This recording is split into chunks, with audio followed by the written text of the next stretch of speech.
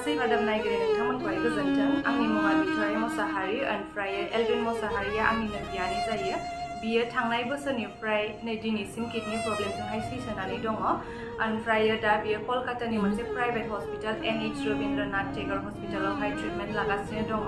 बे मासावहाय बेना किडनि ट्रान्सप्लान्ट जानांगौमोन नाथाय माखासे रांनि उसुबिदानि थाखाय बेखौ एडमिट खालामथ'नो हायाखै बिनिखायनो नोंथांमोना जि हायो थाइसे थाइनै डनेशन खालामनो थाखाय आङो खावलायनाय थाबाय आंनि गोसो गोरबोनिफ्राय बा आं न'खरनि जानानैहाय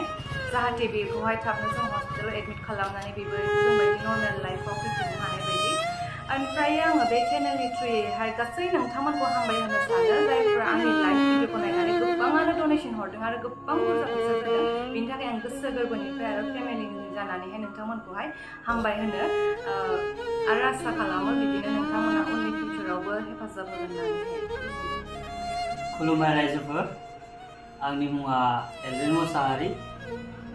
आङो सासे किडनि पेशेन्ट थांनाय बोसोरनि मार्चआव आंना किडनि फेल जादों होननानै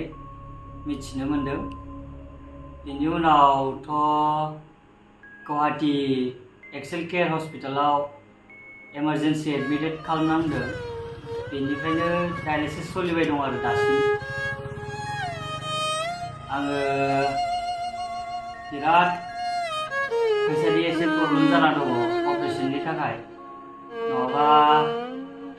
दासिमावथ' अपारेशन जाखानांगौमोन फेमिलिनावबो फैसाया बहुद बाहायनाय जाबाय दासिमाव ओंखायनो आङो एसे डनेशननि थाखाय